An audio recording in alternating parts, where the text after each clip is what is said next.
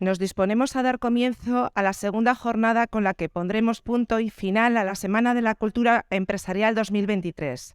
En esta ocasión tenemos el honor de contar entre nosotros con personalidades que acreditan una dilatada experiencia en el ámbito empresarial y que a buen seguro nos darán una visión certera de las aptitudes que hoy día marcan diferencias y posibilitan el éxito y la realización personal. Ellos son Ernesto Sáenz de Buruaga, periodista especializado en radio, y Ginés Clemente, presidente de la Fundación Instituto Técnico Industrial de Miranda. Moderando el coloquio, Sonia Ortiz, directora del Instituto Técnico Industrial de Miranda. Os cedemos la palabra. Hola, buenos días a todos en esta segunda jornada y última de la Semana de la Cultura Empresarial 2023. Dar las gracias a Ernesto, que desde Madrid, le conocéis todos, Ernesto Sáenz de Buruaga, que desde Madrid, vía streaming, vamos a tener la conferencia con él. Y a mi derecha, pues mi querido Ginés, y espero que sea, después de esta charla, nuestro querido Ginés, que yo sé que de todos ellos es también. Esta charla de persiguiendo el éxito, yo esta noche he estado pensando en la definición de éxito y no la he encontrado, la verdad, no la he encontrado. Yo espero que Ernesto y que con Ginés yo pueda forjar mi definición de éxito. Porque creo que tenemos a dos personas que desde mi punto de vista son totalmente exitosas en todo lo que hacen. Quiero presentarles, pero yo sé que tanto Ernesto como Ginés se conocen mucho y se conocen desde hace muchísimo tiempo. Entonces, se lo acabo de decir a Ginés, esto no lo sabía y me ha dicho que muchas gracias por avisarle 2 minutos antes, pero yo quiero que Ginés nos presente a Ernesto y que Ernesto nos presente a Ginés. Entonces, Ginés, por favor, si eres tan amable. Muy bien, pues buenos días.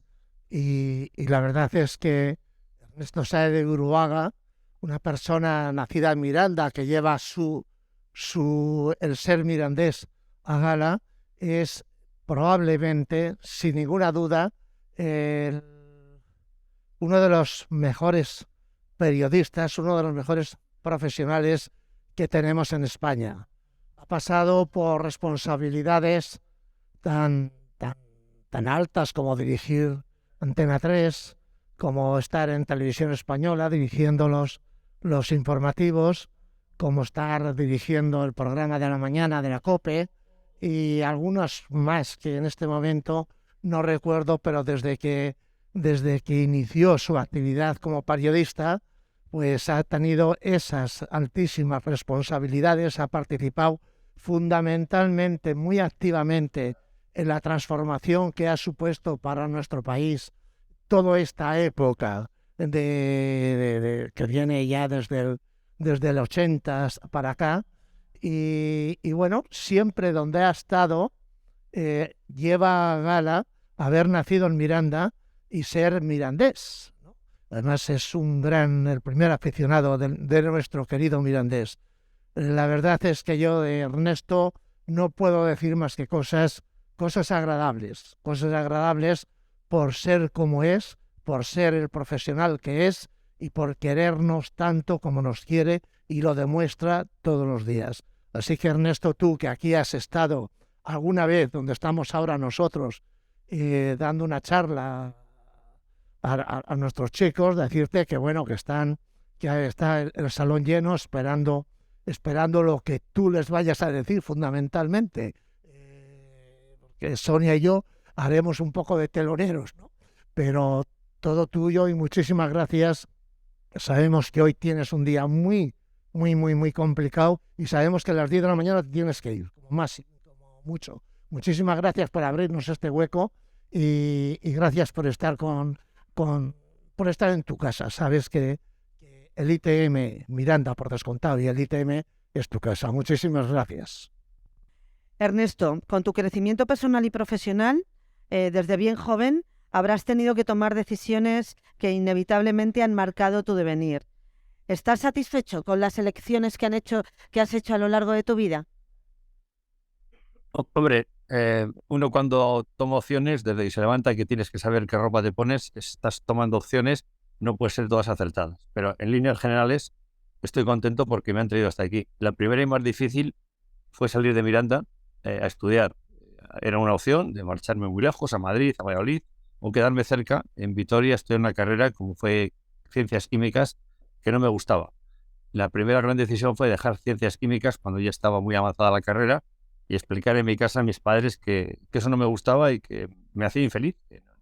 Que a mí lo único que me gustaba en aquella época era jugar al baloncesto y escuchar la radio. Y por lo tanto, como jugador de baloncesto, llegué a estar en la selección española juvenil, pero no tenía futuro porque era bajito, solo medía unos 1,80, pues me dediqué a estudiar periodismo. Y yo creo que fue la mejor opción que tomé en mi vida porque he sido muy feliz, me ha apasionado mi profesión, me sigue apasionando, me dedico a ella todos los días con la misma ilusión que el primero y por lo tanto he tomado muchas opciones en la vida, cambiarme de empresa, irme del Radio Nacional de España después de hacer una oposición, tener la vida asegurada, a irme a una emisora que no sabía nadie lo que era, que se llamaba Onda Cero aquí en aquel momento.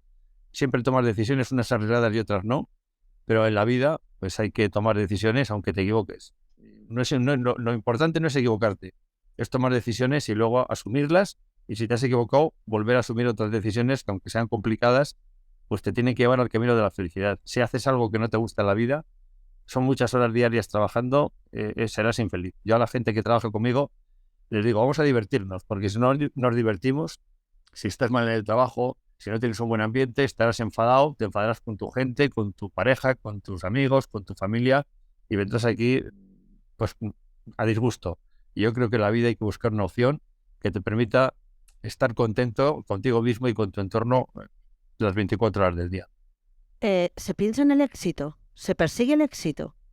La palabra éxito es muy relativa. Para mí el éxito en la vida es tener una familia, estar feliz con mi mujer, con mi hijo, con mis padres, con mis hermanas, con mis amigos.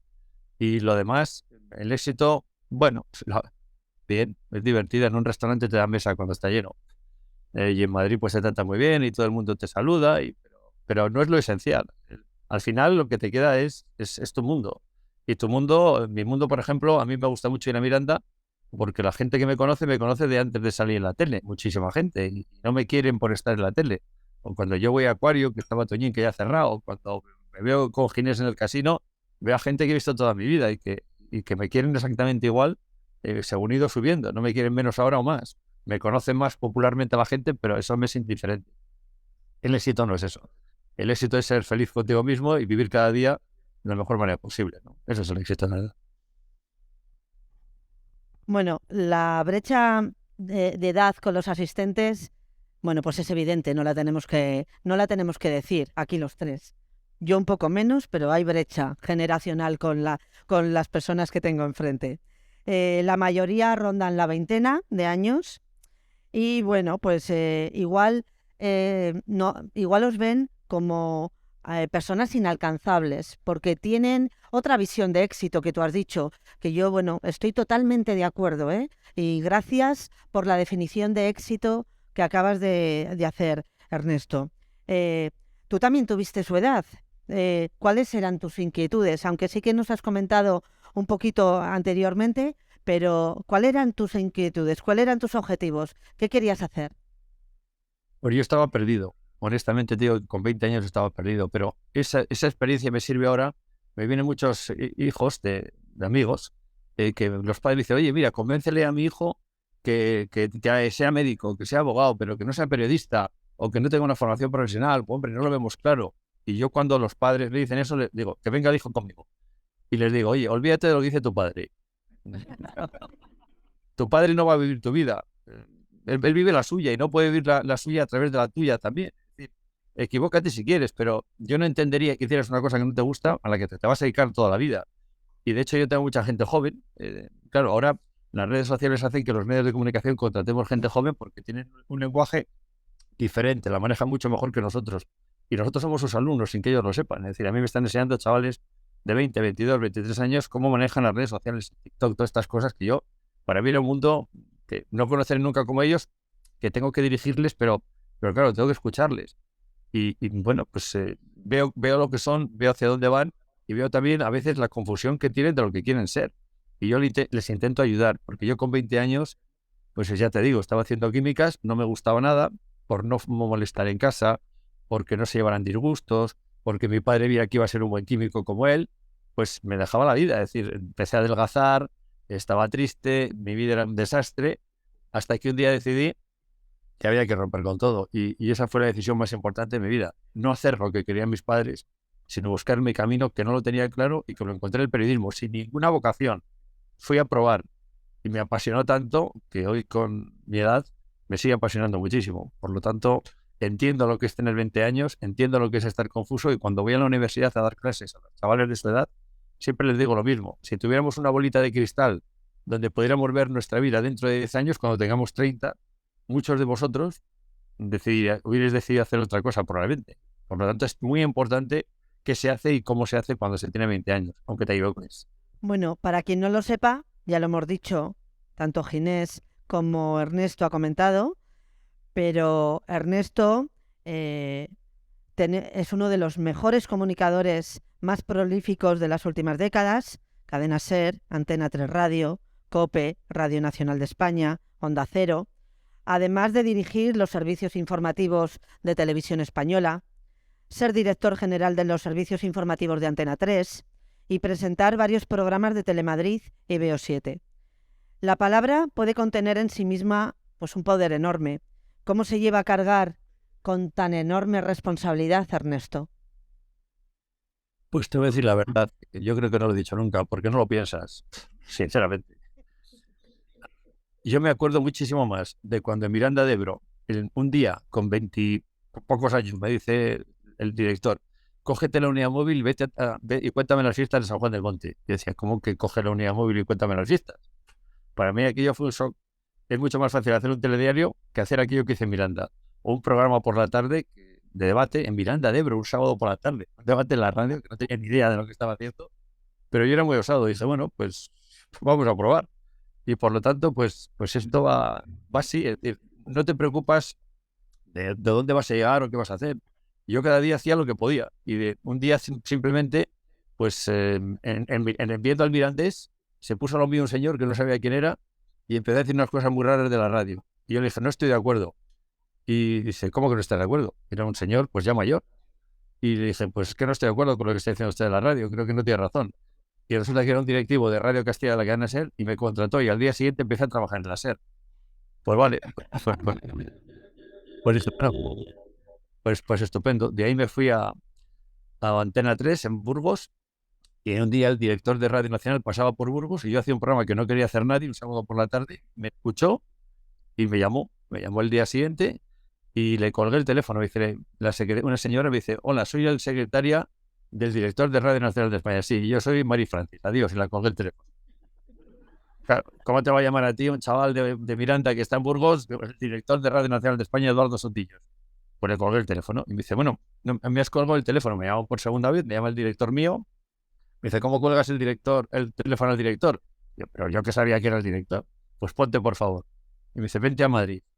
Y al día siguiente me fui a Madrid y nunca volví a Burgos. O sea, ese mismo día ella me dice, ¿quieres trabajar aquí? Digo, sí. Y me quedé a trabajar en Madrid, me empezaron a hacer informativos, empecé a hacer informativos de las 8 de la mañana, de las 2 de la tarde, y cuando he hecho todo eso, que ya una carrera profesional con 30 y pocos años, ni me di cuenta, digo, joder, ¿qué de cosas he hecho? Y ya cuando de ahí me voy a Onda Cero porque me ofrecen irme, pues de repente es que me estoy codeando con Luis del Olmo, con Julia Otero, con Carlos Herrera, con todos los monstruos que yo les admiraba. Y de repente digo, pero si yo estoy con ellos y soy uno más en la programación, y les hablo y les abrazo y ceno con ellos y me voy a su casa, digo, ¿pero qué pasa aquí? Y eso sí, todos los fines de semana volví a Miranda, con lo cual digo, bueno, mi realidad es esta, que es mi pueblo, y aquello es como ciencia ficción, ¿no? Bueno, pues fui creciendo y en la vida también, ojo, necesitas un poco de suerte, porque yo estoy convencido que había periodistas mucho más preparados que yo, con mejor voz, con más simpatía, pero estabas en el sitio oportuno, en el momento oportuno. Y entonces, pues oye, también necesitas en la vida un poco de suerte, que cuando crees que las cosas, que tú vales mucho, pues igual resulta que alguien decide que no vales tanto, o cuando tú crees que no vales tanto, alguien decide que es la persona que necesita, ¿no? Y yo creo que no vas pensando en lo que vas haciendo, y cuando llegas al final y miras hacia atrás, sientes un poco de vértigo. Y dices, oye, pues sí es verdad que he hecho muchas cosas, y de unas estoy más emocionado cuando las recuerdo que otras, Y, por ejemplo, pues me acuerdo un día que en Radio Nacional de España vino a verme un grupo de amas de casa de Miranda de Ebro y cuando me paré, les presenté a la gente de la radio, a la gente de la televisión, fue bonito y de repente dije, oye, donde estoy creo que es un sitio... Por primera vez me di cuenta, por lo que veía en la gente de Miranda, que la importancia que le daban a donde estaba, me di cuenta, oye, pues esto es importante y la verdad, en vez de sentir una gran alegría, pues me emocioné y cuando se fueron, pues me eché a llorar. Digo, ¿pero por qué lloras? Pero si eres un tío feliz, si estás muy bien aquí. Pues lloré por mi padre, por mí, por lo que significaba, por Miranda, porque era una persona que el nombre de Miranda lo empezaba a llevar, me llamaban todo el mundo, tú eres de Miranda de Ebro. Y eso es Aranda de Ebro, no, Miranda de Ebro, esto es otra cosa. Pues todo te emociona, ¿no? Y vas creciendo y luego escribes libros y luego te llaman. Y bueno, pero no te das cuenta de verdad porque estás viviendo la vida y porque tienes trabajo y porque tienes un compromiso con tu equipo. Y ahora, por ejemplo, pues tengo una grabación y luego con la gente joven del equipo vamos a repasar qué estamos haciendo, el nuevo medio que hemos montado de salud, que estamos haciendo en las redes sociales y cómo tenemos que hacer una publicidad a través de un nuevo dispositivo tecnológico que cada vez que pasas por la estación de Atocha está marcando un QR para ver cuánta gente entra en tu medio, que para mí es ciencia ficción y me lo explican ellos. Pues para nosotros es muy importante porque estamos desarrollando un nuevo medio. Es decir, no te da tiempo en esta profesión a pensar en lo que has hecho ayer. Te da tiempo a pensar en lo que estás haciendo hoy y cómo puede ser mañana porque todo esto va muy rápido. La evolución tecnológica es muy rápida. En mis tiempos en la radio tenías que buscar un teléfono fijo. Ahora vas a cualquier parte del mundo y con el teléfono móvil entras en directo en un telediario. Esto va muy rápido, no te da tiempo a mirar atrás. Nos has comentado por los nuevos canales y bueno, sabemos que los seres humanos nos comunicamos, bueno, pues porque está en nuestra naturaleza. Hoy día tenemos infinidad de canales para poder hacerlo con un alcance mayúsculo. Ernesto, ¿ves a la sociedad capaz de filtrar tanta información? ¿Crees que esto puede entrañar peligro? ¿O ya lo está haciendo? El problema que tenemos es que nadie sabe hacia dónde vamos. Es decir, las redes sociales son en sí mismo un medio de comunicación. El anonimato de las redes sociales hace que muchas de las batallas que se dan en las redes se conviertan en cosas que no son información, se conviertan en insultos, en agresividad, en moving, en problemas que estaban en la sociedad, pero que esto multiplicó por 1000. Vamos hacia una sociedad nueva, donde sí que estamos sobresaturados, donde la gente joven lee muy poquito y todo lo busca en las redes sociales o en Google. Eso lleva a que la formación personal de cada uno y las pautas para poder pensar y decidir y hacer cosas sean más complejas, porque es todo muy, muy inmediato. Necesitas una respuesta rápida, necesitas una recompensa inmediata en las cosas. Y eso en los medios de comunicación hace que se esté difuminando todo. Y además, hace 10 años, 12 años, los medios de comunicación estaban muy bien pagados, los redactores. Y ahora como en todos los sitios.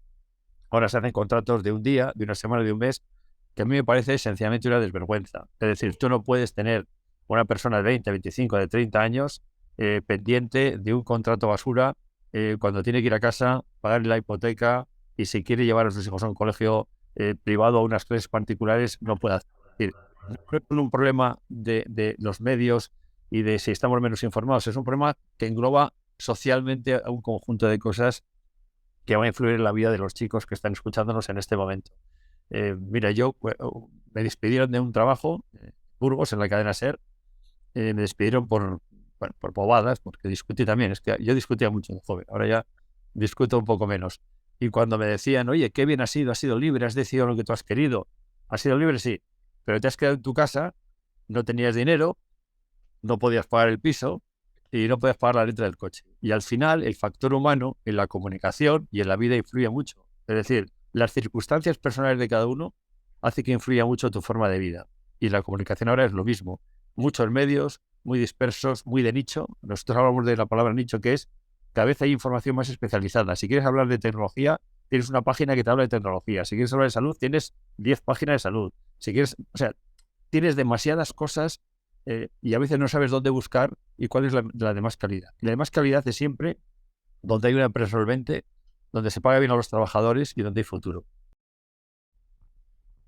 Bueno, muchos de aquí nos acordamos de tu icónica frase, así son las cosas y así las hemos contado.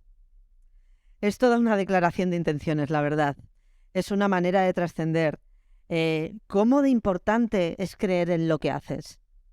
el origen de mi profesión y de mi paso es decir, porque yo creía que no me gustaba lo que hacía y encontré un camino y me apasionaba. Y cuando te apasiona lo que haces, te da igual que... Bueno, yo he tenido que trabajar muchos sábados y domingos porque siempre he habido... Bueno, los chicos jóvenes no se dan cuenta de lo que era ETA en aquel momento, ¿no? No te estoy hablando de la prehistoria, te estoy hablando de hace 10, 12 y 15 años. Teníamos un muerto cada 2 días, cada 3 yo iba hacia el telediario, los sitios donde había un asesinato, pero es que había un autobús que se volcaba, una tragedia en Viescas con 80 muertos, la muerte de Gales, el rey. La información y el periodismo hace que no tengas una vida ordenada, no es una carnicería que abres de 9 a 2 y de 4 a 7. Es decir, estos son las 24 horas del día, jornada completa. Entonces te tiene que gustar lo que haces y te tiene que apasionar lo que haces. Y eso es, bueno, por cierto, Sonia, la frase así son las cosas y así se las hemos contado. Cuando yo hago mi primer telediario, me dice Jesús Hermida, que era uno de los grandes popes de la comunicación, dice: Ernesto, no hagas como todos, que se meten el bolígrafo en la chaqueta y cogen los papeles y los cuadran. Di algo. Y entonces yo me acordé de Jesús cuando acabé el telediario y él me dijo: bueno, Ernesto, tú puedes decir como Crowley en Estados Unidos, buenas noches y que Dios les bendiga. Si yo digo en España buenas noches y que Dios les bendiga, la verdad es que, en fin, la carcajada es monumental. Entonces me acordé de Jesús y dije, lo primero que me vino a la cabeza, en vez de decir que el Ebro pasa por Miranda, pues dije, así son las cosas, así se las hemos contado. Pero la frase fue tan divertida que hubo algunos medios de comunicación que explicaban cómo los telediarios se podían manipular con una frase, tal, y me hicieron entrevistas sobre la frase. Entonces yo un día, en plan de humor, dije, hombre, la verdad es que la frase fue una gran ocurrencia, la voy a fomentar para que Coca-Cola me contrate como director general de comunicación en el mundo, porque qué ingenioso y qué talento tengo. Son bobadas. Simplemente que se ocurrió la cosa y ya está, no tiene mayor importancia. Fue una anécdota, pero que cuando voy a firmar por ahí cosas me dicen, si me firmo en autógrafo, ¿me puede poner así son las cosas, así se hemos contado? Digo, le pongo lo que usted quiera, no se preocupe. Pero son anécdotas de la vida que... Hace poco Julia utilizó un programa en televisión sacando las frases más recordadas de los presentadores. Y bueno, aunque yo con Julia no me llevo nada bien, pues sacó la frase.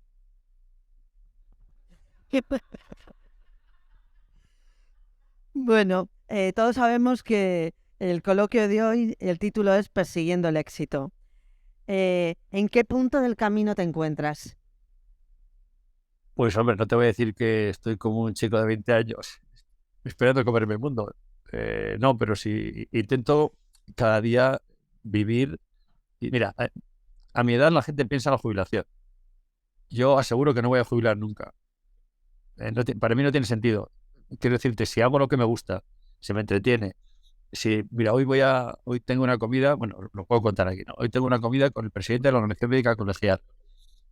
Por la noche voy a la presentación del libro de Julia Navarro, lo presenta la ministra de Defensa Margarita Robles, y hay gente conocida, amigos, periodistas.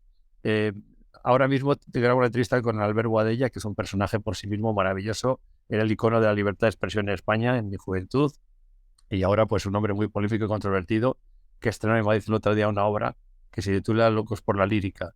Bueno, pues es una vida muy activa, es una vida muy bonita. Es decir, ¿qué va mejor una vida donde hoy voy a ver a tanta gente que va a enriquecer mi forma de ver, de sentir, de hablar, de opinar, de tener criterio? Pues es maravillosa. Por lo tanto, mientras pueda, no la voy a dejar. Me divierte, me gusta y creo que es el resultado de toda mi vida anterior, que me permite ahora hacer cosas que de otra manera, en otra profesión, no hubiera podido hacer. Y por lo tanto voy a hacer periodismo mientras pueda y mientras me dejen, claro. No solo es querer, sino que te dejen también. Bueno, por eso quiero mi propio medio de comunicación donde soy el dueño. Bueno, para que veamos y demos la importancia que se merece al tiempo que nos está dedicando Ernesto con toda la vida y todo el día que tiene hoy. Yo darte las gracias, Ernesto, como siempre, y no terminamos todavía aquí, ¿eh? Ernesto se queda con nosotros, pero no me voy a cansar nunca de darte las gracias. Todavía me acuerdo de la clausura tan maravillosa que tuvimos cuando tú tuviste el bien de hacer caso a Ginés, que te convenció para venir a nuestro centro. Y bueno, todavía recuerdo esa clausura tan maravillosa que tuvimos. Bueno, esto... Perdóname, Sonia, siento muchísimo no estar, porque a mí ya sabes que cada vez que me llaman de Miranda voy, siempre. Hoy no era imposible cambiar a tanta gente, pero me hubiera gustado tirar a los chicos la chaqueta, como el año pasado, que dijeron, este loco que viene aquí nos tira la chaqueta. Bueno, La frase era, tiré la chaqueta, se lo digo a los chicos, porque cuando das una conferencia por ahí, nadie se acuerda de lo que has dicho, pero si haces algo raro, dice, ahí va, este loco vino aquí y nos tiró la chaqueta. Sí, todos los presentes, todos los profes que estamos y Ginés, todos nos acordamos, pero todos nos acordamos de muchas más cosas, ¿eh? Bueno, también comentar, bueno, en todo momento ha habido periodos de frustración en nuestro camino profesional, en vuestro camino al éxito. Contabais seguramente con alguna ventaja que igual habéis perdido. En numerosas ocasiones hemos escuchado la frase, si quieres cambiar el mundo, acude a la juventud. ¿Qué opinión tienes de esta frase, de esta cita? Es ley de vida, es decir, el que viene detrás es el que tiene que coger el relevo y hacer mejor la sociedad y hacer mejor las cosas. Y yo cuando os digo que con los chicos de 20 años estoy aprendiendo, no lo digo por quedar bien. Ellos acceden a unos instrumentos, a un mundo digital en el que yo no he nacido, yo he nacido en analógico. Y para mí todavía cuando tengo que, me da vergüenza decirlo, pero cuando tengo que hacer un cambio a la televisión digo que me lo hago a mi hijo. O sea, que esto es, la juventud no es que sea, es que es el motor que viene arrancando el coche cada mañana. Y por lo tanto, en ellos está el presente, no está el futuro. Pero sobre todo, está en sus decisiones, insisto, lo que decía al principio. No puedes hacer algo que no te guste. No puedes hacer caso de lo que te digan tus padres. Si tus padres te orientan, pero no viven tu vida ni toman tus decisiones. Y tienes que tomarlas aunque te equivoques, porque van a condicionar tu futuro. Eso es lo más importante de la juventud, que las decisiones que tomes ahora van a condicionarte el futuro. Y que si las tomas erróneas, no pasa nada. Hay mucho camino por delante. Tomarás otras que serán buenas para ti y para tu futuro. Equivocarse es normal. Todos nos hemos equivocado y no es ninguna tragedia. Yo me equivoco cada día en muchas decisiones que tomo y no pasa nada. No pasa nada. Tomarás otras. La vida, esto es como los partidos de fútbol. Si pierde un domingo, el Mirandés, el domingo que viene o el miércoles y 40 semanas, se olvida todo porque pueden ganar. No pasa absolutamente. No hay que hacer tragedias de una decisión equivocada, de un problema que tengas, de una noche sin dormir o de cualquier cosa, circunstancia que te pase en la vida. Se sigue adelante, mañana vuelve a amanecer, duermes y lo verás de otra manera. No pasa absolutamente nada. Yo había recabado de anoche pensando cuál sería la mezcla perfecta del éxito. Y para mí, bueno, pues el éxito tiene varias palabras que yo quería compartir con ambos, contigo Ernesto y contigo Ginés. Para mí el éxito, yo creo que las personas no tienen en su vocabulario voy a conseguir el éxito, sino que el éxito se hace. Y que, bueno, que el cóctel que lleva el éxito podría ser una mezcla de actuación, persistencia, actitud de cada persona. ¿Qué opinión te merece? ¿Qué ingredientes más añadirías en la persona que la persona tiene que tener? Yo solo lo he tenido claro desde el principio. Mira, yo cuando hacía un informativo que no me escuchaba nadie, me daba igual que cuando me escuchaban 20 millones de personas. Yo creo que lo importante no es trabajar para conseguir nada, sino trabajar para ti, porque te gusta. Yo trabajaba porque me gustaba y porque quería hacerlo mejor cada día, pero no comparándome con los demás, sino yo quería hacer las cosas bien. Y eso es muy importante. Yo creo que no hay que pensar en nada más en que tú es tu trabajo y que tienes que lucirlo, porque es el tuyo, pero da igual que sea muy importante o que sea menos importante. Y luego desde joven yo aprendí una cosa, es pensar en nosotros, no en yo. Es decir, en el trabajo, si llegas al éxito es porque lideras algo. Y para ser líder, el líder no lo impone que sea el jefe de, o director de, o propietario. El liderazgo es una actitud en la vida. ¿La tienes o no la tienes? Entonces yo creo que cada mañana, cuando uno se levanta, tiene que saber que tiene que ir a trabajar porque quiere ser el mejor en lo que hace. Y el éxito es la consecuencia de lo que haces cada mañana. No tiene mayor importancia. Es que no hay que darle muchas más vueltas. El éxito es la simplicidad de hacer bien las cosas. Y cada día las harás mejor. Y si un día las haces mejor, crecerás. Y si un día tienes más responsabilidad, lo tendrás. Y sobre todo piensa en los demás. No es yo, sino nosotros.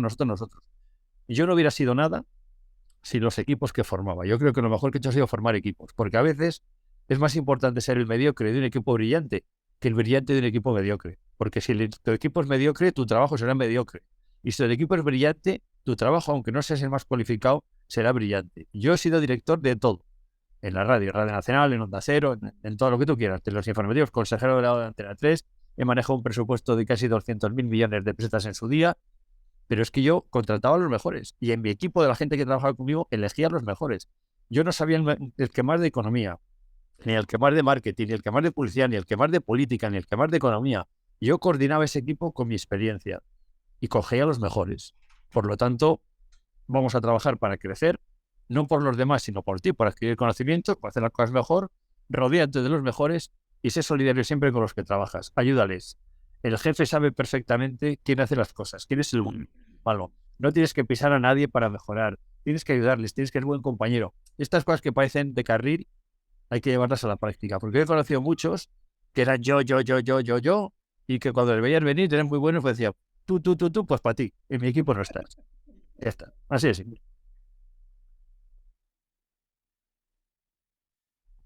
Me deja sin palabras, Ernesto, como siempre, yo creo que Sonia, es que si yo tuviera 20 años, vamos a ver, yo cuando un padre habla a un hijo, el hijo no le hace caso. Cuando yo hablo a los hijos de los padres de mis amigos, los hijos me hacen caso, porque les cuento mi experiencia y lo he pasado mal con 20 años. Es que yo me tuve que ir. Yo, cuando dejé la química, me fui de casa. Y dando clase de química a niños en Bilbao, me pagué mi carrera de periodismo. Por lo tanto, entiendo que hay cosas que hay que hacer, pero entiendo sobre todo que tenemos que ser solidarios y que los equipos en la vida son muy importantes, que tú no eres nada sin el de al lado. O sea, si tú estás haciendo una guitarra, si el que hace las cuerdas las hace mal y tú haces la madera bien, la guitarra sonará mal. Es que lo de trabajar en equipos, lo de ser generosos, lo de ayudar al de al lado, es que los jefes no son tontos. Es que yo cuando veo chavales que llegan, veo al que es egoísta, al que dice, no, esto no te lo dejo para brillar ellos más, pero qué bobada, si el jefe ya sabe quién es el brillante, si lo ves a la primera, en cuanto redacta la primera línea. No hace falta hacer bobadas en la vida. muchísimas gracias por esta lección que nos estás dando a todos los presentes. Yo quiero dar la posibilidad a todas las personas que están aquí a que os aprovechéis de Ernesto, a que hagáis las preguntas que creáis pertinente. En cualquier momento, por favor, levantar la mano y acercamos el micrófono. Sentiros libre de, si no, nosotros, Ginés y yo, seguiremos con la entrevista, que queda ya muy poquito, que yo sé que Ernesto está mirando el tiempo porque se tiene que ir, pero ahora pues vamos a interactuar los tres. Yo sé que Ginés aquí está, pues creo que hay una pregunta. Que si crees que los medios de comunicación hoy en día son objetivos. No, los medios de comunicación ni son objetivos ni tienen que serlo.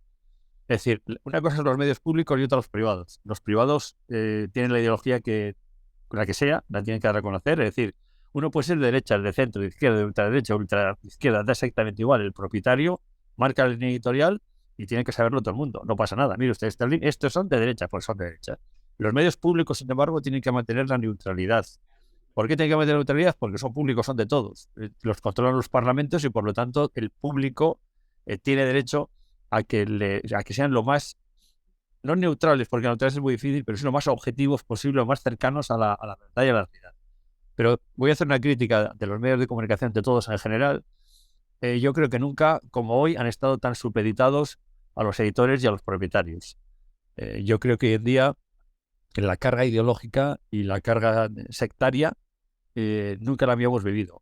Y eso se transmite a la sociedad y a los propios periodistas. Nosotros antes nos íbamos juntos, comíamos, nos veíamos con los políticos y ahora eso es impensable. Es decir, la sociedad española se ha dividido tanto, se ha enfrentado tanto, el de derechas no puede discutir con el de izquierdas, nos hemos radicalizado tanto, si vamos a una sociedad tan radical en los planteamientos, que esto, desde luego, los medios de comunicación lo transmiten, porque transmiten la vida. Y por lo tanto creo que es malo para los medios de comunicación y malos tiempos corren para la lírica, la verdad. Siento haber sido tan duro con los medios, pero creo que es la verdad. Están muy mediatizados y los redactores, al tener bajos sueldos y estar muy pendientes de su trabajo, pues hacen lo que nos dicen. Mucha gente, si dicen ahora que es de noche, dicen que es de noche porque tienen que pagar el colegio de sus hijos y el alquiler de su casa. Es tremendo, pero es así.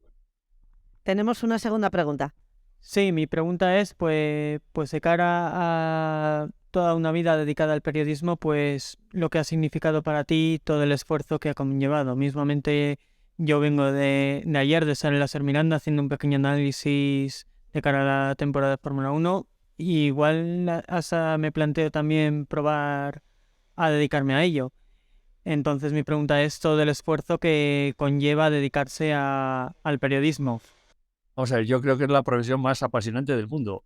Es decir, a mí me ha tocado, he tenido la suerte, por ejemplo, ¿no? El día que se caen las Torres Gemelas. Está Matías Prat dentro del estudio, yo voy allí y tengo la oportunidad de contar en directo para millones de españoles qué está pasando. Es maravilloso, porque además tú adquieres una información que no das toda, ni que manejas, todo lo que manejas muchas veces no lo cuentas. Yo estaba entrevistando, por ejemplo, pues a un ministro o a un alto cargo y sé perfectamente qué me está diciendo de verdad, qué me está diciendo de mentira, qué dice en privado, qué dice en público. La vida del periodista es apasionante. Cuentas la realidad cada mañana, tienes la suerte de contarla. Y a mí me parece precioso. Es decir, no hay profesión más bonita que la mía. Es lo que yo te diría. Es decir, cuando a mí me dicen los padres, los chavales, hombre, quítale la idea de que sean periodistas, fíjate qué vida, qué mundo. Una vida espléndida, maravillosa. No hay nada mejor que ser periodista. Sobre el aspecto de que los medios de comunicación, ya sean derechas, izquierdas o centro, están muy politizados y muy en los extremos. Desde el punto de vista comunicador, te pregunto, ¿se permite o debería sancionarse, crees que debería sancionarse el hecho de que se mienta? Esto es la respuesta muy sencilla. Es decir, yo creo que la comunicación, cuando todo el mundo adquiere, la comunicación es libertad y por lo tanto la mentira no cabe en ningún sitio, ni en la comunicación, ni en la política, ni en la vida. A mí me miente un amigo y me defrauda y por lo tanto no será mi amigo probablemente. Pero la penalización es la propia audiencia. Si a ti te mienten, tienes tantas cadenas y tantos medios, lo quitas y vas a otro, punto. Uno que te mienta menos o que tú creas que no te mienta. Lo que sí que te digo es lo que hay que hacer siempre es atenerse a la ley. Es decir, uno tiene que decir lo que quiera siempre y cuando no transgreda la ley. Lo que pasa es que la ley en este momento, en los medios de comunicación, nadie cuida la libertad de expresión de los demás, la presunción de inocencia, el derecho a la intimidad. Es decir, aquí están sacando nombres de sumarios, aquí están filtrándose cosas que, oiga, ¿cómo es posible que se filtren sumarios que solamente tiene el juez y están declarados de secreto sumario? ¿Cómo es posible esto? ¿Quién lo penaliza? ¿Quién lo castiga? ¿Quién juzga al juzgador? Yo creo que tenemos que convivir con lo que hay, con la libertad que tenemos. A mí me dicen muchas veces, vaya una basura que hay en esta televisión. Coño, cojo el mando a distancia y cambia de canal. Pues aquí lo mismo, si tú crees que te están mintiendo o has comprobado que te mienten, deja ese medio y vete a otro. Lo que no puedes es llamar a alguien y decir, oiga, ustedes me están mintiendo todos los días. Porque yo tampoco creo que mientan tanto. Yo creo que lo que tiene es una línea editorial que les permite ver las cosas de una manera diferente. Te voy a poner un ejemplo un poco radical. Tú suponte que mañana hay una huelga general en España. Yo puedo titular de dos maneras. Una, España amanece como una ciudad fantasma en un día de huelga general. Dos, España amanece como un domingo en un día de huelga general. Has dicho dos metáforas, pero en la primera te acojonas y a la segunda sales a la calle a tomar un blanco. Es la realidad. Otra pregunta. Buenas, yo quería preguntar, o preguntarte a ti, ¿qué consejo darías a la juventud para incentivar la lectura? Ya que has dicho antes que se lee muy poco. Pues mira, los consejos para mí doy que para mí no tengo. Yo en mi casa no consigo que mi hijo lea. Y cuando digo no leas nada, dice, padre, sí leo. Estoy leyendo todo el día, lo que pasa es que no leo lo que lees tú. Estoy en las redes sociales y me enseña cosas que es cierto, pero que yo no entiendo, porque aquí no podría responderte. Honestamente te digo que no tengo una respuesta clara. ¿Por qué?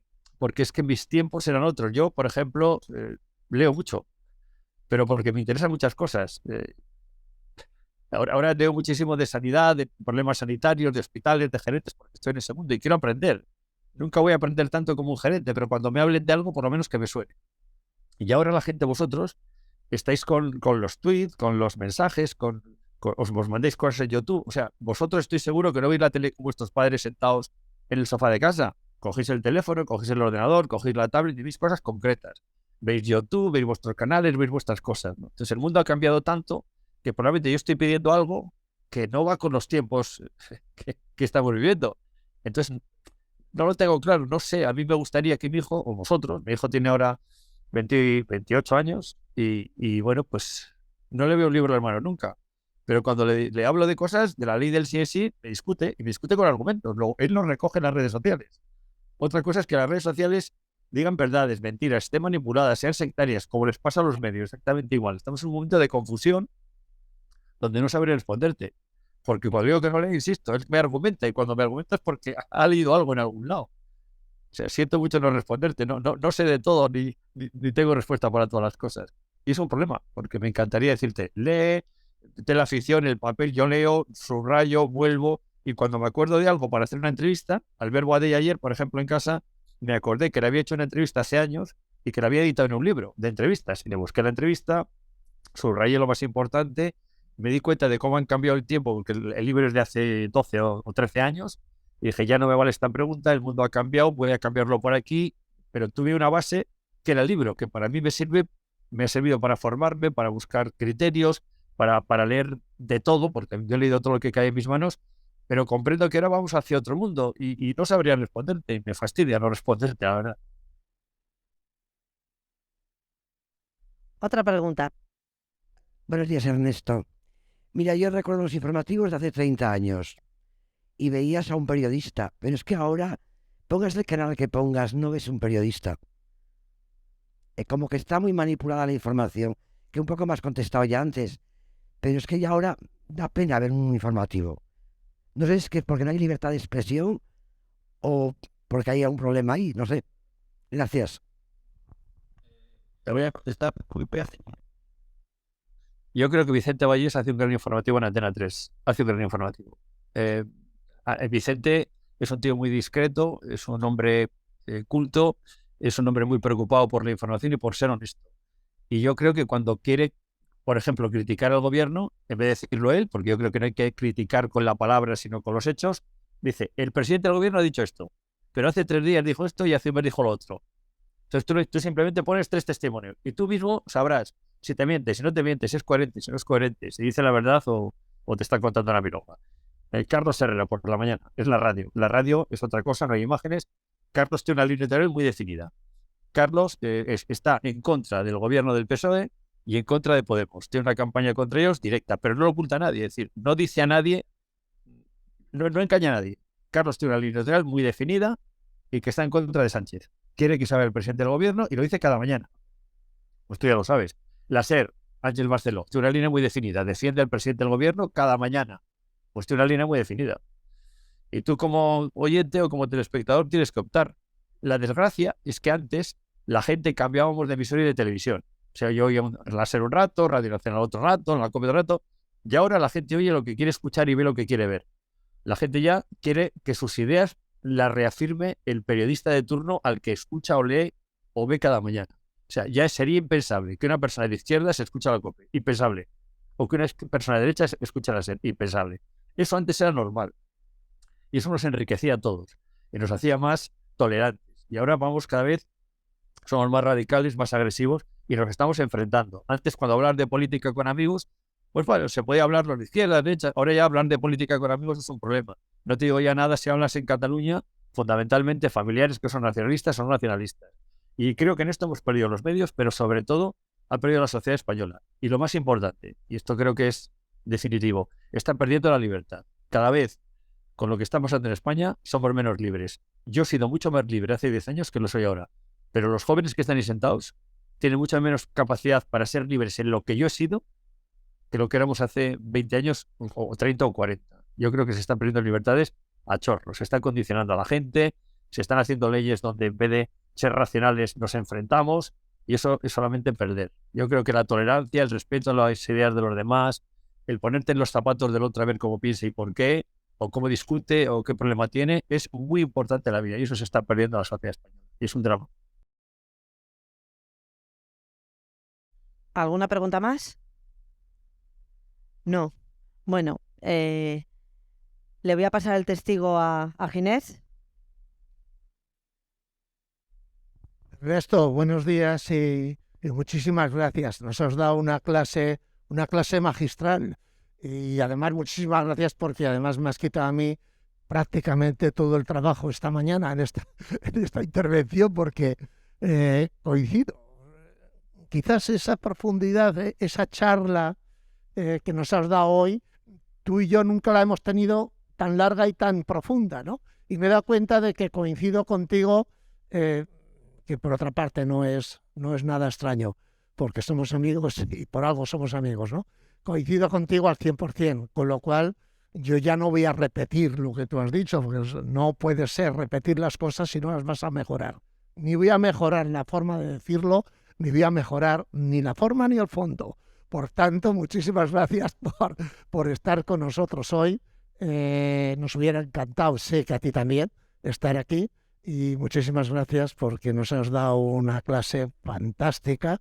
Y bueno, no te echamos de menos porque estás en Miranda casi todos los fines de semana y nos vemos. Un abrazo muy fuerte, cuídate y muchísimas gracias. Sí, yo también reiterar el agradecimiento, decir, bueno, con tantas veces y como te decía en el correo cuando te pedí que estuvieses aquí, que esta es tu casa, que bueno, que yo me voy a aprovechar de ti, con esa confianza que me has dado, yo, bueno, pues soy tan osada que quito la vergüenza y me aprovecho de personalidades, de personas, bueno, pues de amigos ya, porque yo ya lo considero y lo cojo como una amistad y me aprovecho de Ernesto y que sepas, bueno, pues que aquí te añoramos, que siempre que quieras venir, que esta es tu casa y bueno, y que tan solo enseñarte que teníamos preparado, pues bueno, una placa conmemorativa que la tenemos aquí, que te la guardamos, que a través de Ginés o a través mía te la haremos llegar por la colaboración en esta Semana Cultural, por toda tu trayectoria profesional y bueno, que muchísimas gracias y nos vemos en las calles de Miranda, Ernesto. Sonia, te iba a decir una cosa nada más. Muchas gracias a vosotros. Invítame el año que viene porque voy. Ya sabes que voy a ir si me invitas.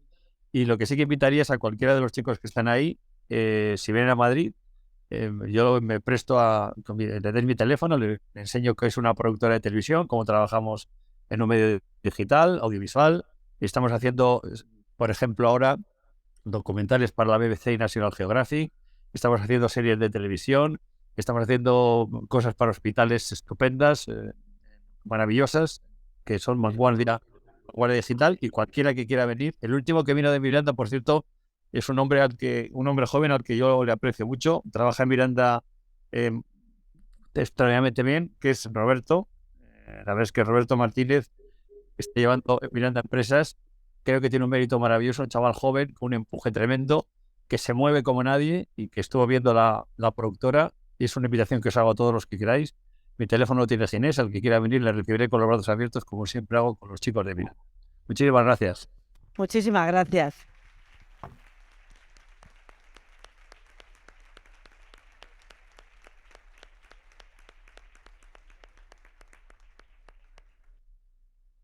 Gracias, Ernesto.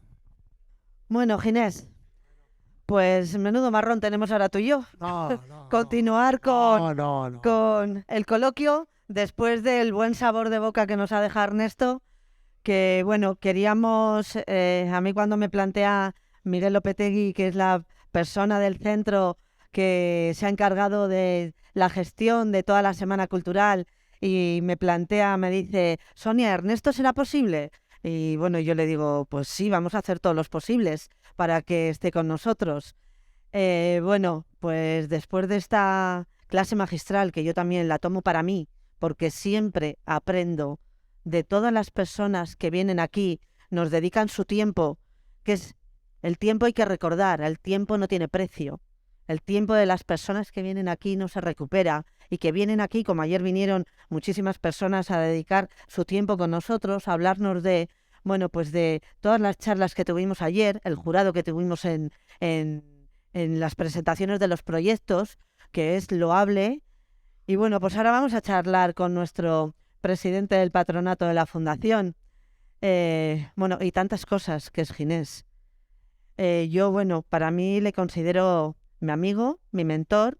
Yo conocí a Ginés, realmente le conocí hace 6 años, cuando a finales de julio me llaman y me dicen, Sonia, y me ofrecen la dirección del centro. Entonces ahí empiezo a conocer a Ginés, porque yo a Ginés le conocía como vosotros, pues de la calle, pero realmente no le conocía. Yo sabía o podía saber en parte a lo que se dedicaba Ginés, pero yo a partir de ese momento conozco a Ginés persona, que es como creo que hay que conocer a las personas. Entonces por eso le considero mi mentor y mi amigo. Es una de las personas, por no decir la persona, que más me ha ayudado en la labor de dirección del centro. Siempre está ahí, me echa broncas porque no le llamo, me echa broncas porque no recurro a él, me riñe porque no le pido consejo, pero bueno, yo pienso también que es una persona que está en todos los sitios y tampoco quiero molestarle mucho, y entonces por eso Sonia muchas veces no le llama todas las veces que le debiera llamar. No le quiero presentar como el presidente de tantas empresas, de tantos trabajadores, porque no sé si es lo principal o lo secundario eso, Ginés. Primero, muchísimas gracias por invitarme a estar con vosotros. Lo principal o lo secundario. Lo principal, bueno, Ernesto teníamos prevista una intervención y yo creo que el 98% de mi intervención es copiar literalmente lo que ha dicho Ernesto. Por tanto, Sonia, yo creo que debemos aprovechar un poquito el tiempo y yo siempre que hago intervenciones procuro que mi intervención sea corta porque yo siempre quiero hablar de lo que la gente que me está escuchando quiere, no de darles una chapa que igual a nadie interesa, sino que de lo que la gente quiere, en este caso de lo que vosotros queráis. Sí que decía del 98% de lo que ha dicho, o 95% de lo que ha dicho Ernesto, sí que me gustaría remarcar, con tu permiso, Sonia, un par de cosas, ¿no? Se ha hablado de la suerte, y es cierto, Ernesto decía, también hay que tener suerte, es cierto, pero la suerte te tiene que pillar trabajando, ¿eh? O sea, a Ernesto la suerte le ha pillado trabajando. A toda la persona que consigue sus objetivos, la suerte le pilla trabajando. La suerte existe, pero te tiene que pillar trabajando. Se ha hablado de lo que es el éxito. El éxito es algo efímero y es algo lo que decía Ernesto, ¿no? Que el éxito es la familia, los amigos, el estar hoy aquí con vosotros, es la parte del éxito, pero bueno, el éxito, ¿qué es el éxito? El éxito es que te quieran, el éxito pues, es eso, es que te sientas útil, ¿eh? Se ha hablado también de lo importante que es, Ernesto lo remarcaba, de lo importante que es estar enamorado de lo que haces. O sea, tienes que querer lo que haces, y si puede ser hacer lo que quieres, ¿no? Pero sobre todo tienes que apasionarte con lo que haces. Él ha explicado su caso, yo podía explicar un caso, no es el mismo, pero es prácticamente igual, ¿eh? En el fondo, ¿por qué se toman unas decisiones que en su momento parece que son decisiones incómodas, decisiones que te sacan de tu estado de confort, pero que tienes que ser honesto contigo mismo y tomar esa decisión porque el camino que has cogido no es el que a ti te va a hacer feliz, ¿no? Entonces tienes que apostar por eso. Tienes que apostar, él ha dicho una frase que me ha gustado mucho, no se lo había oído nunca, que hay que aspirar a ser el mediocre de un equipo exitoso, hay que aspirar a ser, y eso se consigue fundamentalmente cuando se tiene la posibilidad de crear equipos y de trabajar con gente, cuando se tiene esa posibilidad, eso se consigue sirviendo. Mi madre que decía una frase, y es cierto, que el que no vive para servir no sirve para vivir. Hay que sacar satisfacción a servir, a resolver los problemas del que tienes al lado. Y poquita cosa más. Y también ha habido una pregunta y dice, ¿en qué parte de tu trayectoria, en qué parte del viaje te encuentras? Hombre, Ernesto es algo más joven que yo, no mucho, pero algo más joven que yo. Yo voy a hacer 70 años esta semana que viene y cuando uno tiene 70 años, pues hombre, no está iniciando el viaje, ¿no? Ni está ni siquiera a la mitad del viaje. Pero lo que sí que es cierto es que estamos en el viaje, porque en el viaje está la recompensa. O sea, en el viaje está la recompensa. Ernesto decía Yo no quiero jubilarme, yo tampoco. Ya me jubilará la providencia, mis años, ya me jubilará. Pero mientras yo pueda trabajar, estaré trabajando y estaré tratando de ayudar a los que están al lado mío a conseguir sus objetivos, porque eso me hace feliz. Eso me hace feliz. Tanto Ernesto como yo, cuando uno tiene 70 años, nosotros yo hace 4 días que era como vosotros, ¿no?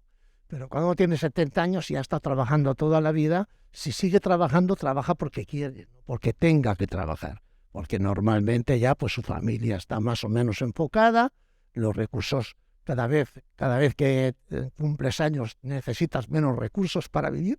Por tanto, bueno, pues has estado trabajando muchísimos años, pues tienes unos recursos que te permiten cubrir tus necesidades materiales, y si sigues trabajando es porque quieres trabajar y porque le sacas gusto a trabajar y porque esa es tu obligación, la de entregar un mundo mejor que el que cogiste.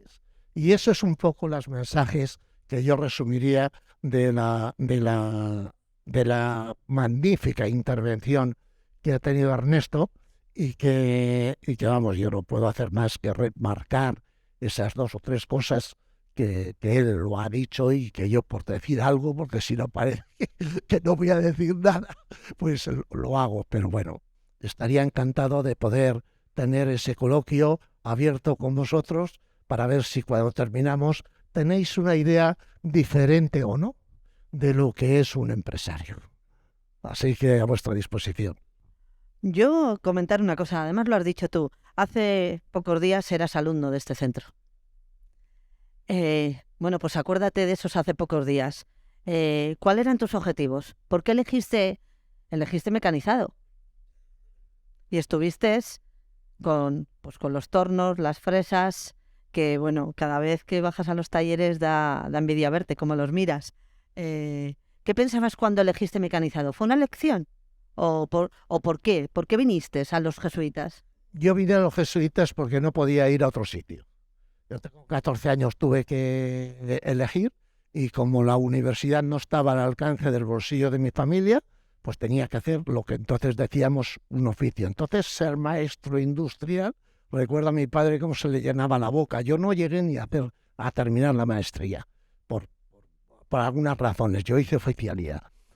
Pero bueno, era una salida profesional muy digna, y la sigue siendo. Hoy creo yo que incluso con más posibilidades que entonces.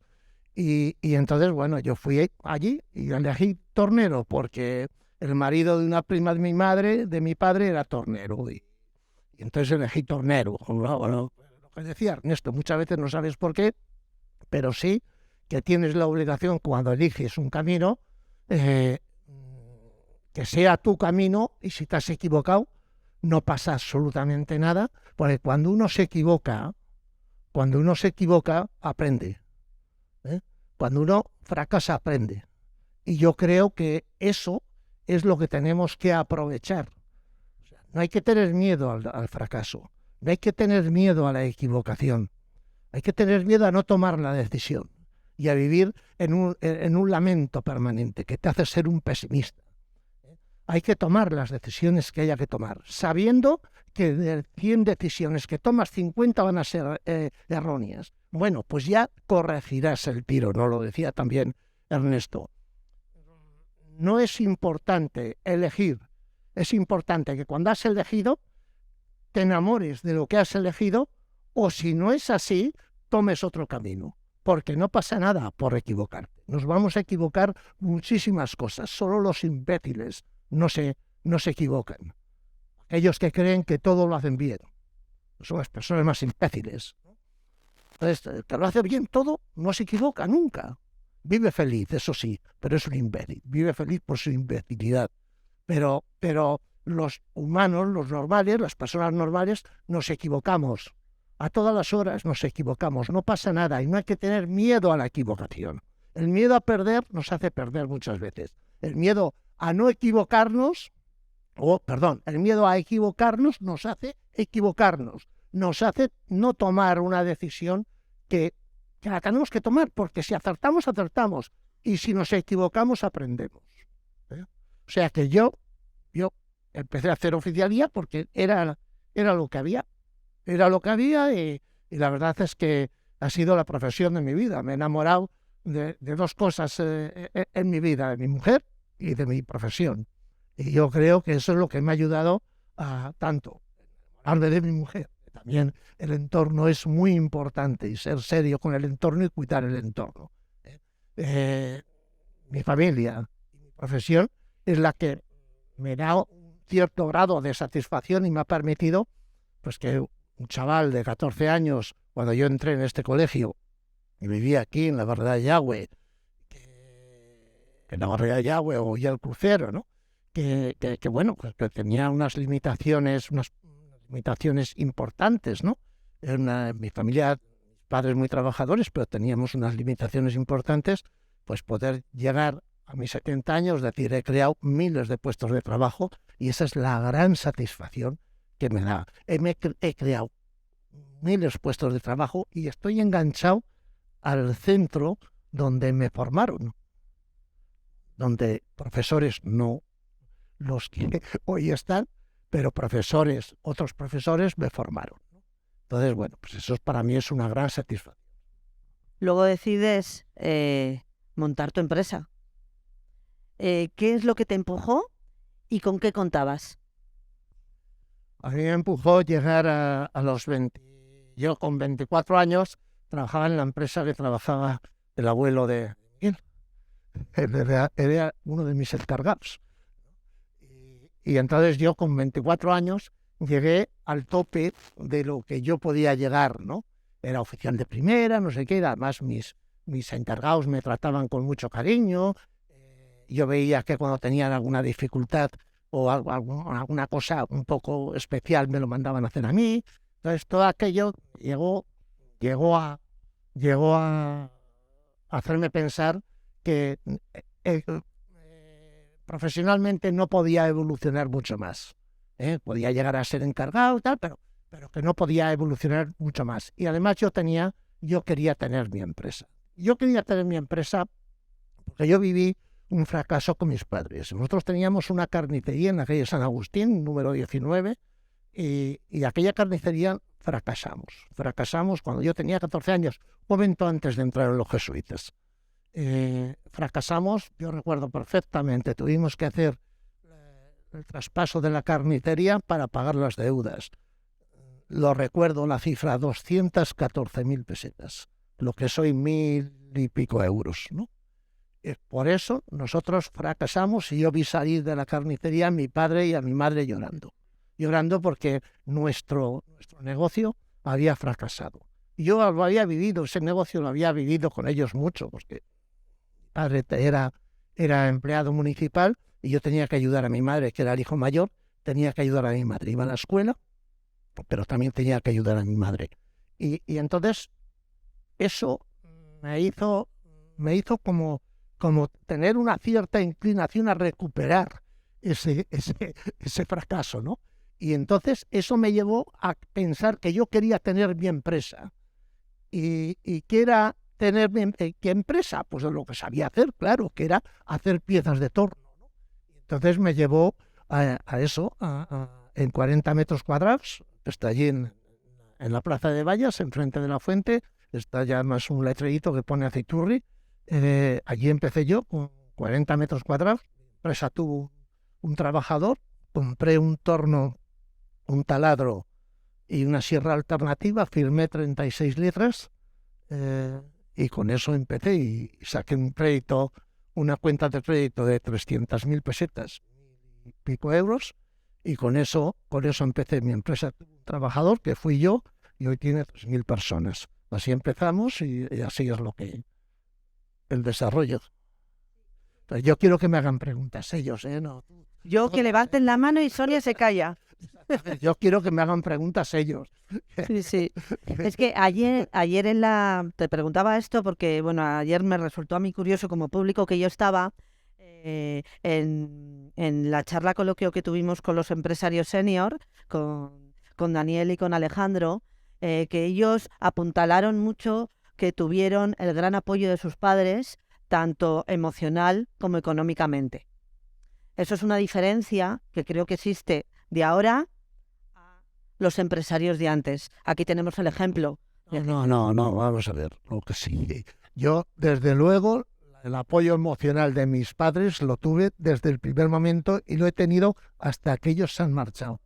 Y en lo económico, mi padre, evidentemente, en ese momento mi padre estaba para pocos apoyos, pero lo que sí, ya pues, a los 2 años o 3 años tuve un accidente en la mano. Esta mano es una urgencia, ¿no?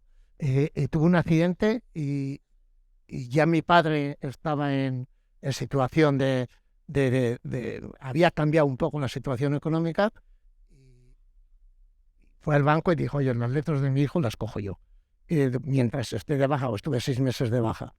Y bueno, y siempre también he tenido, pues bueno, yo puse el taller en un local de 20 metros cuadrados, pero era de mi suegra, o sea que el apoyo siempre lo he tenido. Evidentemente no el apoyo que le haya podido dar Andrés a Alejandro, porque son otras circunstancias, pero a mí me dieron todo lo que tenían y todo el apoyo que ellos podían dar, me lo han dado siempre.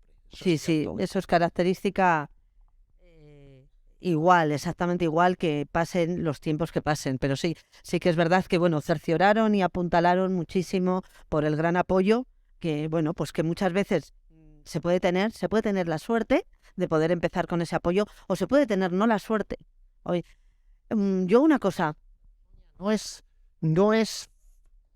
Todo vale para el convento, pero no es fundamental. No caigamos en el error de decir, hombre, a Ginés le ayudó su padre, le ayudó su suegra y por eso no. O sea, ellos me ayudaron todo lo que pudieron, pero desde luego quien ha conseguido el desarrollo de Aciturri han sido los equipos de Aciturri, ha sido el trabajo que hemos tenido que hacer. O sea, ellos estaban detrás, pero si tú no trabajas, por mucha ayuda que tengas, si tú no te enamoras de tu profesión, si no trabajas, si no das buen servicio, si no creas los equipos que tienes que crear, si no generas valor,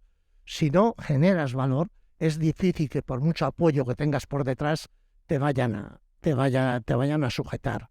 O sea, que no es una disculpa no tener apoyo. Los padres generalmente van a echar el alma. Y con eso es suficiente. Unos podrán apoyar más, otros podrán apoyar menos, pero realmente el futuro de nuestra vida profesional depende de nosotros, y nosotros somos los responsables de conseguir lo que consigamos, bueno y malo. O sea, eso es así. Muy bien. ¿Preguntas? ¿Hay preguntas ya? Sí. Mira, tenemos una. Pablo. Yo tenía una pregunta. Has dicho que comenzaste en un taller tú solo con un torno y un taladro. ¿Cómo pasas de estar en un taller de 20 metros cuadrados a tener una empresa que tiene más de 3.000 empleados? Hubo un proceso de transición. Quería que explicaras un poco cómo poco a poco fuiste haciendo que la empresa fuera más grande. Bueno, pensando, o sea, lo que antes comentaba Ernesto es cierto, o sea, es un proceso. Te voy a explicar. Entre el año 1977, que empieza Mecanizados Ginés con talleres Ginés con una persona, y el año 2007 pasan 30 años. Y en 30 años nosotros crecimos de 1 a 300 y pasamos de la facturación. Bueno, en el 2007 facturábamos 30 millones de euros, y eran 5.000 millones de pesetas, y éramos 300 personas.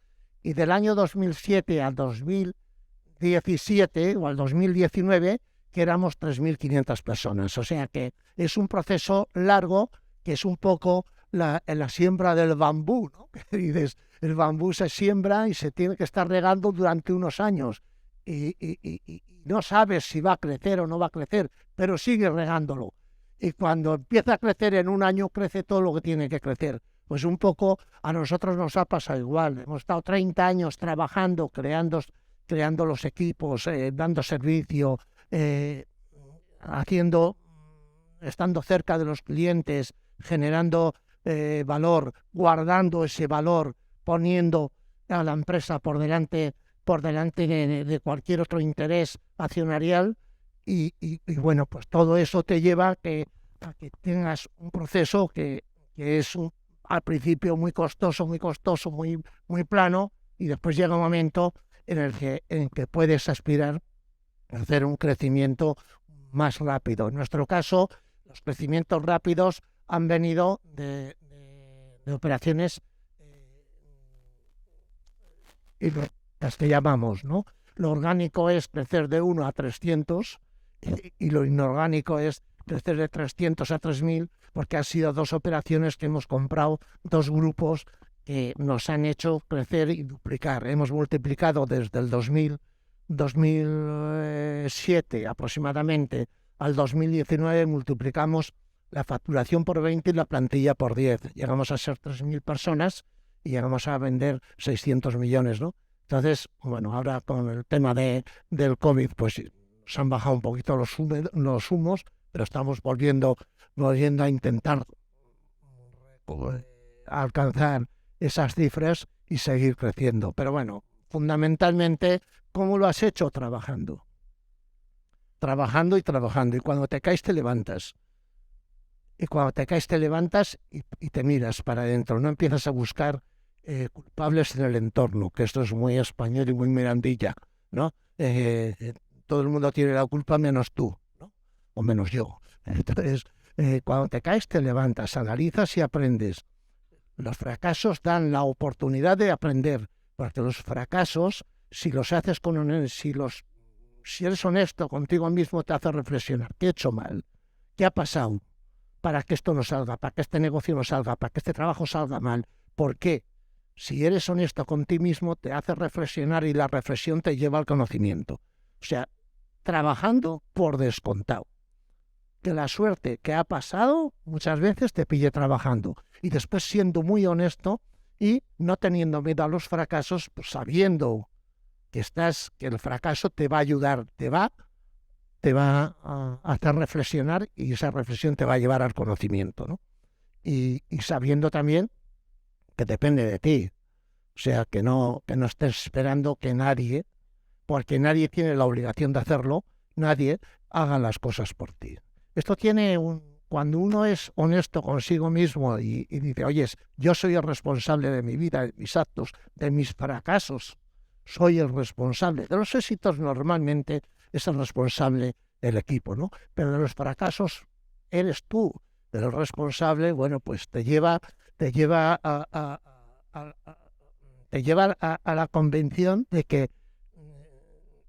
tú puedes hacer algo. Cuando os pongo un ejemplo, que lo vais a entender.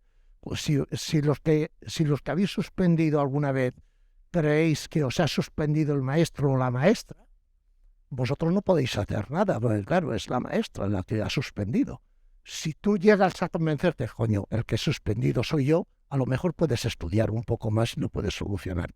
O sea que el concepto de responsabilidad y el concepto de trabajar y el concepto de trabajar con una ambición, una ambición. La ambición es buena si la ambición la enfocas a crear valor, No hay que ponerse objetivos cercanos, hay que ponerse objetivos ambiciosos para poder llegar lejos. Y sabiendo una cosa, que si quieres ir rápido, vete solo. Yo cuando quiero ir rápido a un viaje rápido me voy solo, procuro irme solo. Voy contigo, no, que si voy contigo tengo que buscar no, ya me voy yo.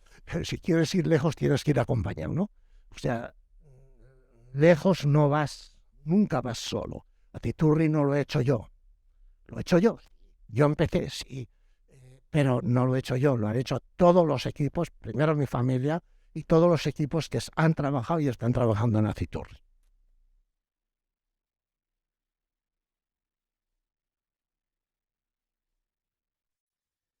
Quiero preguntarle qué es para usted buen empresario. Entonces, muchas veces escuchamos la frase de el que arriesga es el empresario, pero la escuchamos de empresarios que tienen empresas que generan miles de millones al año, mientras tienen a empleados con salarios precarios, con precios que son abusivos para los consumidores Y cuando entro en esas discusiones siempre pongo de ejemplo a mi padre, que seguro lo conoce, que es Raúl Pérez, que tuvo la empresa Carpintería y Persianas Pérez.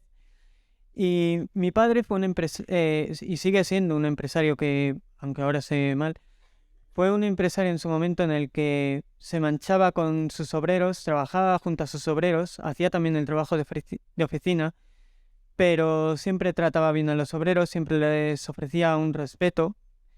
Y mientras esos empresarios a los que yo suelo criticar, pues no ofrece ese respeto a los empresarios ni a los clientes. Entonces, respecto a esa opinión que he dado, quiero entender su opinión respecto a lo que es para usted un buen empresario. Bueno, un buen empresario es tu padre.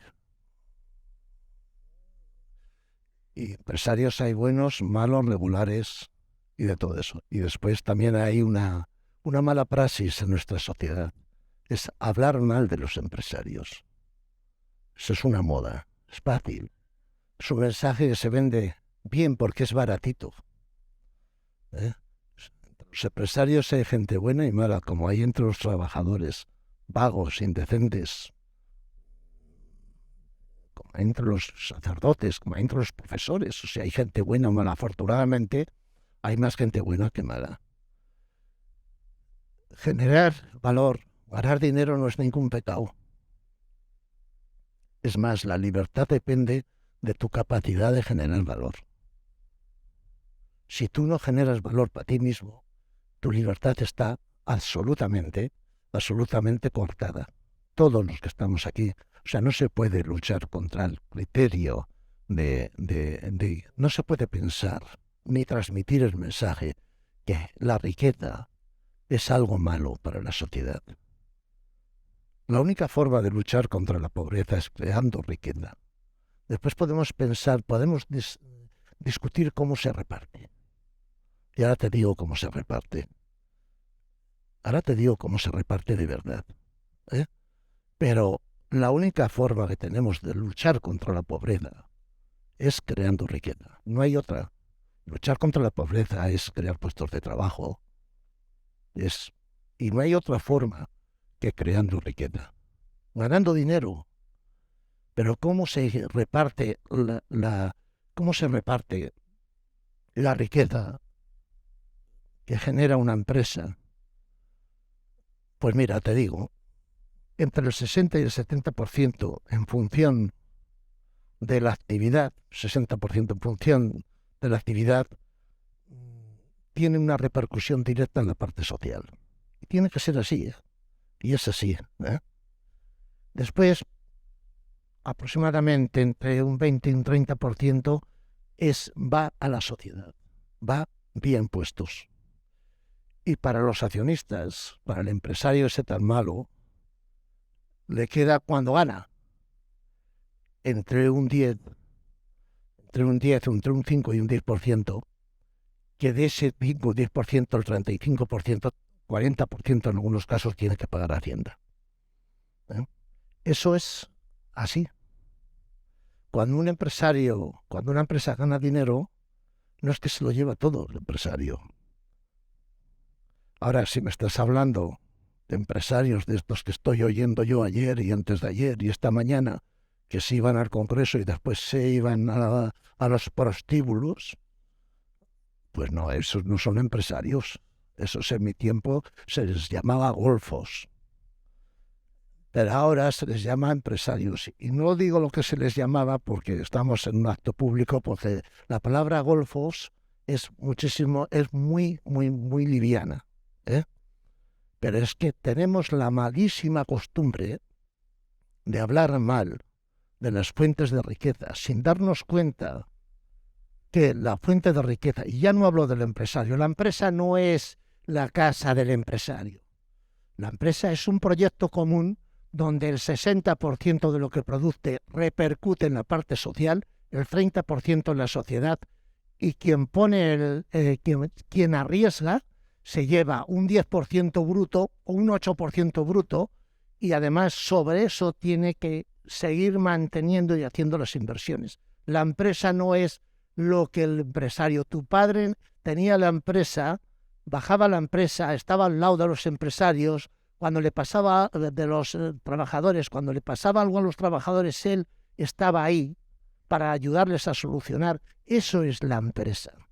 Pero no creas que ese modelo de empresa solamente lo practicaba tu padre. Afortunadamente, hay muchísima gente que lo practica. Porque es que tiene que ser así. ¿Que hay golfos? Sí. Pero generalmente no son empresarios. Se les pone el apellido de empresarios. Y no son empresarios porque han invertido un duro, ni han arriesgado nada. Solo están a pillar. Solo están a pillar. Pero había que preguntar a los que nos critican, con tanta facilidad, que qué hacen ellos con esos empresarios, que no son empresarios, que son golfos. Entonces, cuidadito, yo creo que España tiene un problema, que es hablar mal de lo que debería hablar bien en general.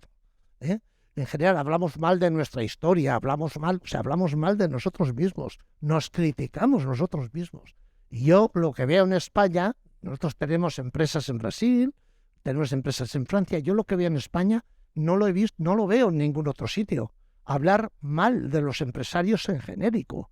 Es que hay muchos empresarios, hay muchos empresarios que ganan muchos, habla el gobierno, que ganan miles, capitalistas despiadados. ¿Pero de qué está hablando usted? ¿Es posible que haya alguno? Claro que sí. ¿Cómo no? ¿Es posible? No, seguro que hay alguno que no cumple con la legalidad. Vaya por ellos. Pero generalizar y hablar más de las empresas es atacar y confundir a la gente y atacar a las únicas fuentes de riqueza que tenemos, que son las que tienen que garantizar nuestro futuro y son las que tienen que darnos, garantizando nuestro futuro económico, nos proporciona la libertad que todo ser humano necesita y merece. Y hablar mal de las empresas y hablar mal de los empresarios en genérico es un síntoma de irracionalidad, de verdad te lo digo, de verdad. O sea, no, porque la empresa no es el empresario. El empresario es una parte de la empresa, pequeña. La empresa es la parte social, la sociedad y después los accionistas. Y en ese orden, de verdad, creedlo.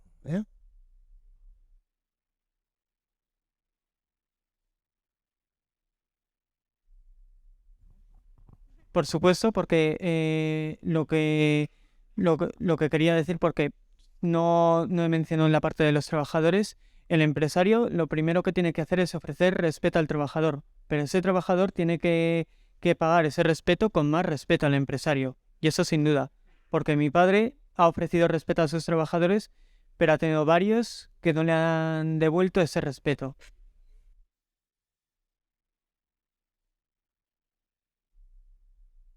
Pero por eso mismo no podemos decir ni decimos que todos los trabajadores son no sé qué, no respetan. O sea, somos humanos y tenemos nuestros defectos. Y efectivamente las relaciones laborales están presididas por el respeto absoluto. O sea, por el respeto absoluto. Y al que más responsabilidad tiene... ¿Tenéis alguna pregunta por ahí que oigo un murmullo? Sí, espera un poco que en el contexto... Pablo eres, ¿no? Pablo. El que más responsabilidad tiene dentro de la organización, más respetuoso tiene que ser, porque más ejemplo tiene que dar. O sea, eso es así. Por eso yo soy muy exigente con mis directivos y yo soy muy exigente conmigo mismo. Yo no me puedo permitir alguna libertad que quizás alguno de mis trabajadores en el seno de la empresa se pueden permitir. Porque yo no me lo puedo permitir. O sea, yo tengo que ser más respetuoso. Y realmente yo las empresas que conozco, normalmente que son las mías, ¿no? Y yo exijo a mis directivos respeto absoluto a los trabajadores, respeto absoluto. Y yo te tengo que decir que me siento muy recompensado por el respeto que recibo en general. Después que dices, no, hay un tío que te hace una pintada. Claro que hay un tío que te hace una pintada, pero es que allí trabajan 400 personas. Vale, hijo puta. Vale, pues todos me están llamando hijo puta. Pues no, pues era un mamerto que ha puesto allí esa palabreja. Bueno, pues le define, ¿no? Le define. Delante de mí, delante de sus compañeros. O sea, que yo creo que tenemos que cuidar, tenemos que apostar por la economía libre de mercado, tenemos que cuidar las relaciones, porque de eso depende, de las empresas sostenibles y de las empresas competitivas, depende nuestro nivel de vida, ¿eh? O sea, depende de tener empresas que sean sostenibles, que sean competitivas, depende de nuestro nivel de vida. Y el principal activo que tienen todas las empresas, y no es una frase hecha, es la persona. No puede haber una empresa que es competitiva si su gente no está contenta trabajando en conjunto. Después siempre hay quejitas que se están quejando y que todo lo tienen que arreglar los demás, ¿eh? Pero no, pero eso es así. Bien, había otra pregunta.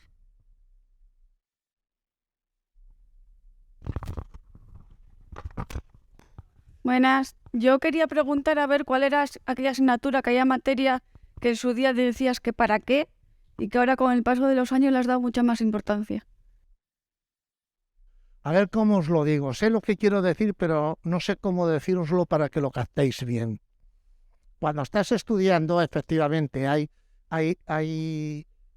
materias, te preguntas muchos para qué. Generalmente tienen que ver con las que no dominas o con las que te aburren. No es una mierda, esto no es la literatura que entonces dábamos, no sé qué, no sé cuánto, tal. Y bueno, al final te das cuenta de que todo es necesario. De que todo es necesario. Pero quizás lo que a mí más me ha marcado es una asignatura que no estaba en el plan de estudios, que era una asignatura que el profesor de literatura nos daba, que era el Padre Gallo, que dedicaba, pues teníamos 2 horas a la semana, literatura, pues dedicaba a la asignatura 5 o 10 minutos, y después nos hablaba de cómo evolucionaba el mundo, y nos hablaba de temas políticos, nos hablaba de lo importante que era la libertad. Era un hombre muy culto, muy comprometido con la lucha contra la pobreza. Se fue misionero a Sudamérica, creo que se fue y murió allí. Pero era un hombre, desde quizás ser un poco extremista, ¿no? Porque él decía una frase que decía: para mí tengo 2 santos, Jesucristo y Carlos Marx. Bueno, lo de Jesucristo yo lo entiendo, pero lo de Carlos Marx no lo entiendo. Pero bueno, lo que sí es que aquel hombre nos formaba como personas. Nos formaba. Nos formaba a ser personas críticas. Nos despertaba el pensamiento crítico, ¿no?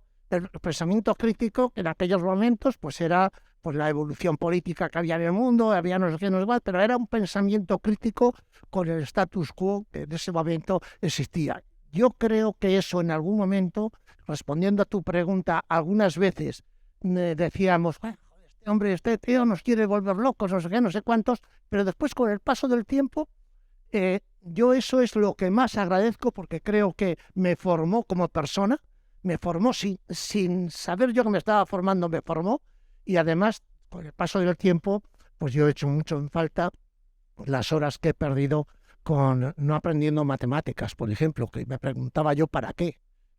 Y ahora, pues bueno, ahora ando buscando vídeos para ver si entiendo algunas cosas que entonces podía haber aprendido, ¿no? O sea que todo es necesario, y quizás la asignatura que más agradezco fue esa, de formarme como persona, como formar en mí un pensamiento crítico e inconformista, para estar permanentemente buscando lo que decíamos antes, que en el viaje está la recompensa, ¿no? Es un viaje, tú cuando consigues, tienes un objetivo, cuando lo consigues, cuando nunca lo consigues, es como como el horizonte, que nunca lo agarras, ¿no? Pero te sirve para moverte. Tienes un objetivo, vas detrás de él, y cuando ya vas llegando a ese objetivo, pues ya necesitas otro, o sea, ya tienes otro, porque el viaje es el que no debe pararse.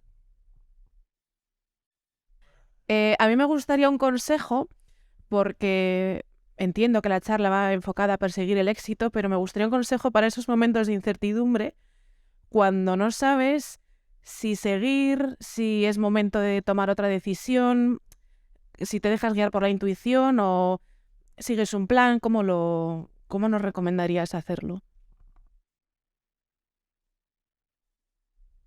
Yo siempre he seguido, he hecho caso a la emoción. O sea, lo que me ha pedido es la intuición. Lo que me ha pedido la intuición. Cuando no tienes dudas si tienes que seguir o no tienes que seguir, sí. Cuando tienes claro que no tienes que seguir, no sigas. Pero cuando tienes dudas, sigue. Sigue. Sigue hasta que aclares esa duda.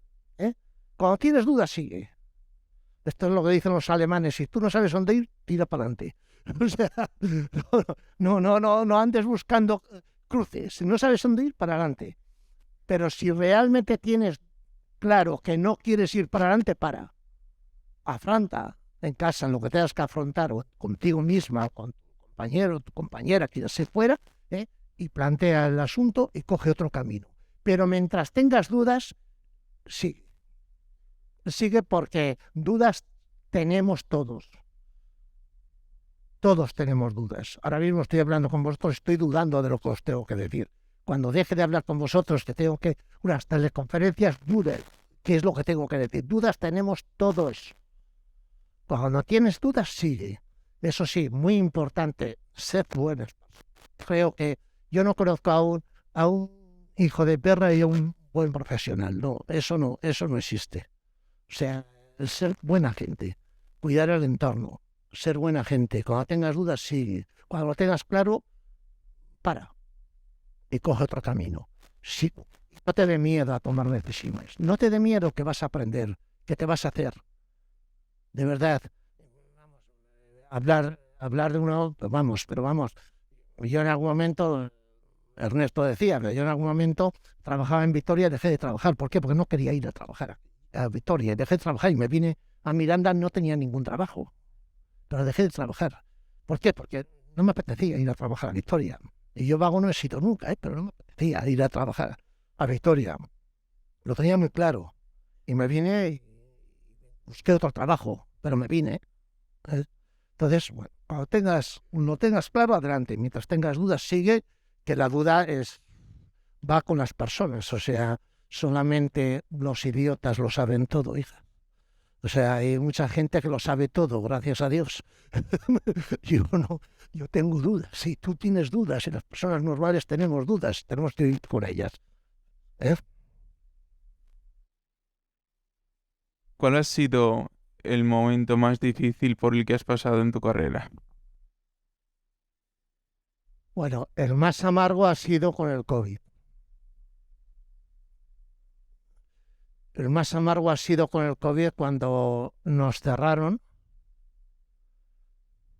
Y os hago una confesión, Pablo.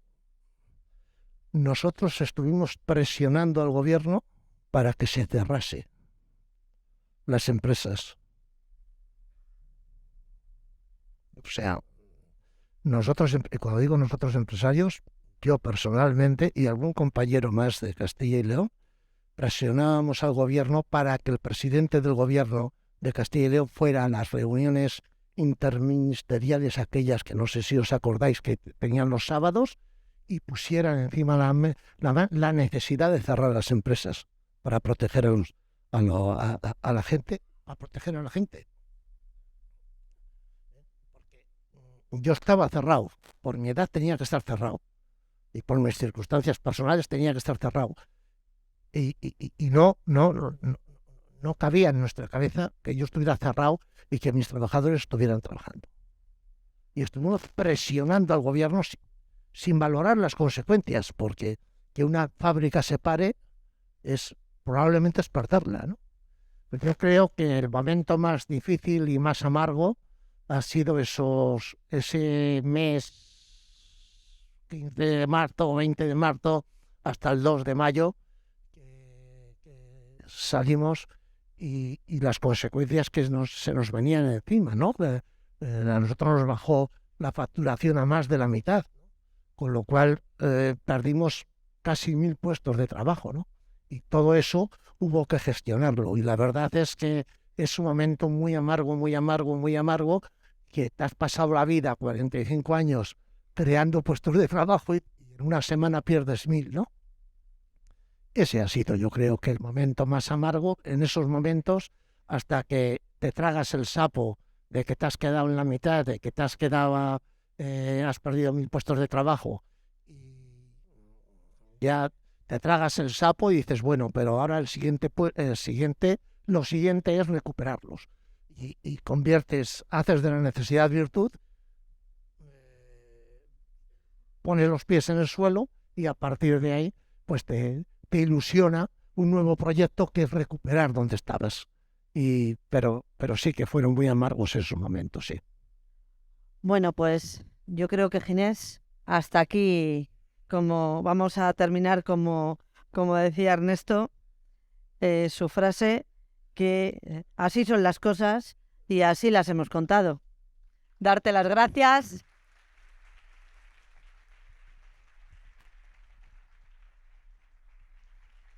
Reconocerte desde el centro, que es tu casa, la placa conmemorativa que hemos hecho pues para todos los que han participado en estas jornadas.